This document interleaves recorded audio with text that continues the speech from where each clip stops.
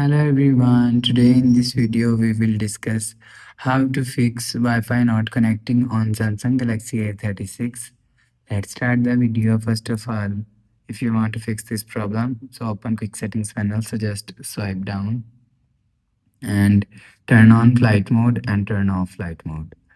Turn on or turn off flight mode 1 to 3 times, and after the process you will see your problem is solved.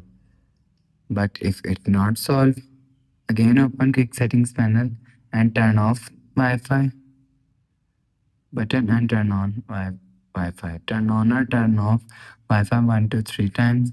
You will see your problem is solved. But if it still not solved, so if you want to fix this problem, just click and hold side power button and click on restart.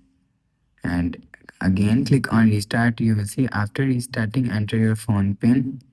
You will see your problem is solved. But if it still not solved, click on settings app, scroll down, and click on general management, click on reset and click on reset mobile network settings. Enter phone pin and click on reset. You will see your problem is solved. So that's how you can fix not connecting to Wi-Fi on Samsung Galaxy A36. If you like the video, please subscribe. Thanks for watching.